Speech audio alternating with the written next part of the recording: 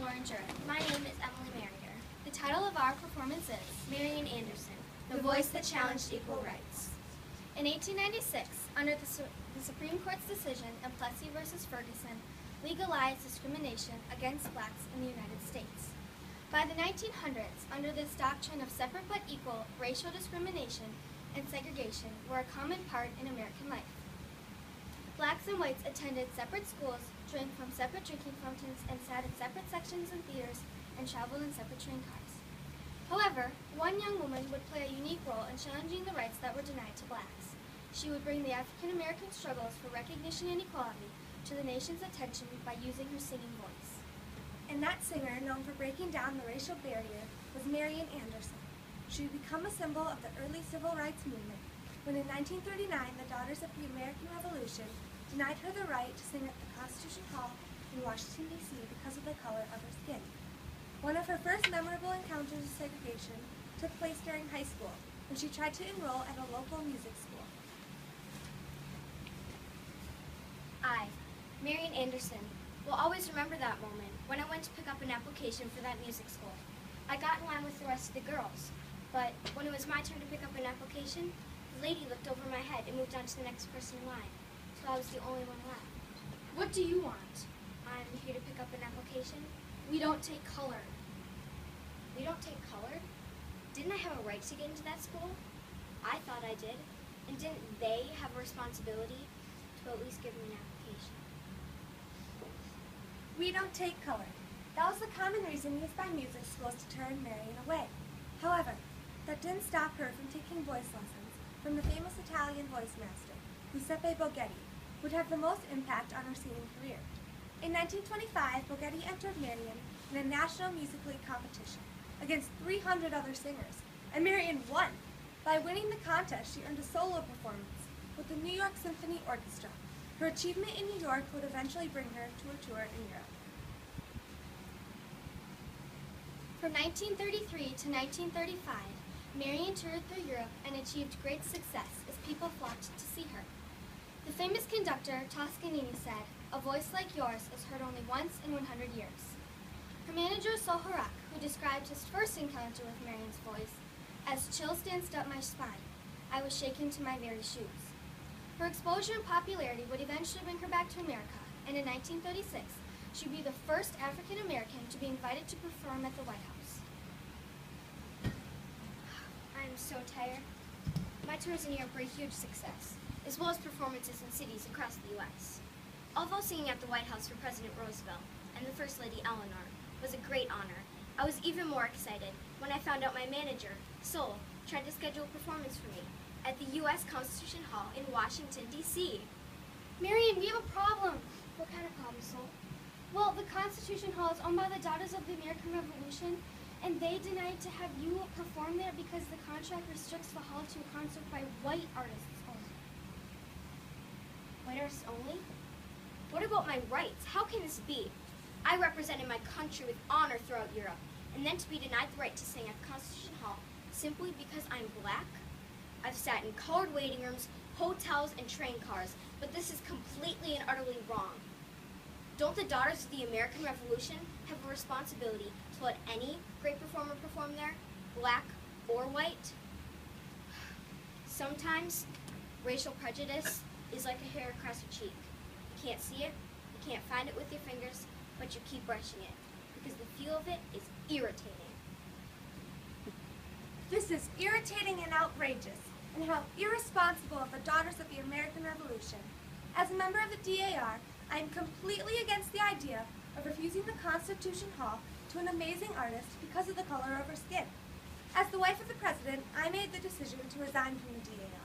In fact, I even wrote a letter explaining my resignation to Mrs. Henry M. Robert Jr. My dear Mrs. Henry M. Robert Jr., I am afraid that I have never been a very useful member of the Daughters of the American Revolution, so I know it will make very little difference to you whether I resign or whether I continue to be a member of your organization. However, I am in complete disagreement with the attitude taken in refusing the Constitution Hall to a great artist. You have set an example which seems to me unfortunate, and I feel obliged to send you in my resignation. You had an opportunity to lead an enlightened way, it seems to me that your organization has failed.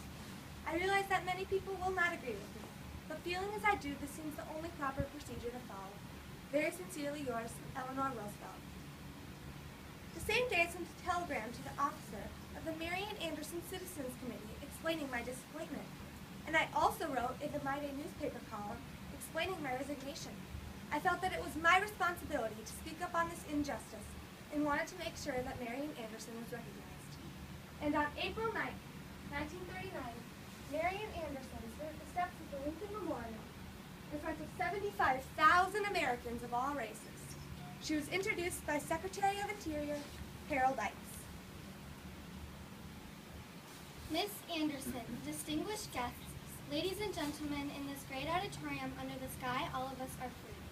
When God gave us this wonderful outdoors, the sun, the moon, and the stars, He made no distinction of race or creed or color. Today we stand reverently and humbly at the base of this memorial to the great emancipator, and so it is fitting that Marian Anderson should raise her voice in tribute to the noble Lincoln who mankind will ever honor. We are grateful to Miss Marian Anderson, for coming here to sing to us today. My country, 'tis of thee, sweet land of liberty, of thee I sing. Land where my fathers died, land of the pilgrim's pride, from every mountainside, let freedom ring. Marian Anderson's concert made history as she appeared in the front pages of newspapers across the country. In 1943, the Daughters of the American Revolution invited Marian to sing for a war relief benefit at the Constitution Hall, the very place they had barred her from using only 4 years earlier. Marian accepted only on the condition that the audience would not be segregated, and for the first time in the history of the DAR, a concert was held in the Constitution Hall without any segregation in its seating arrangements.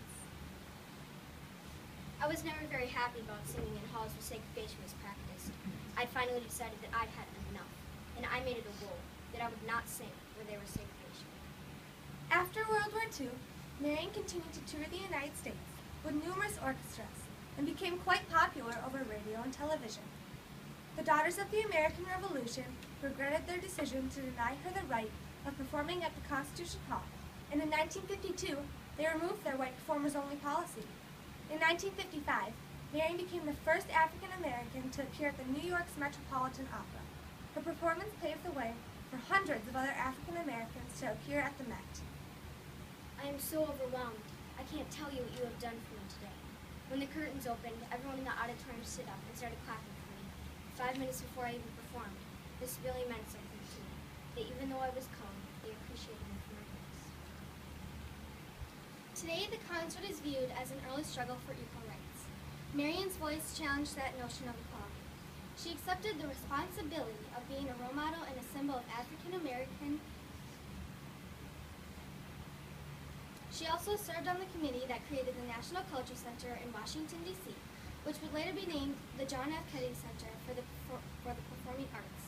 In 1978, she was one of 5 performers to receive the Kennedy Center honors. When I sing, I don't want them to see that my face is black. I don't want them to see that my face is white. I want them to see my soul. And that is colorless.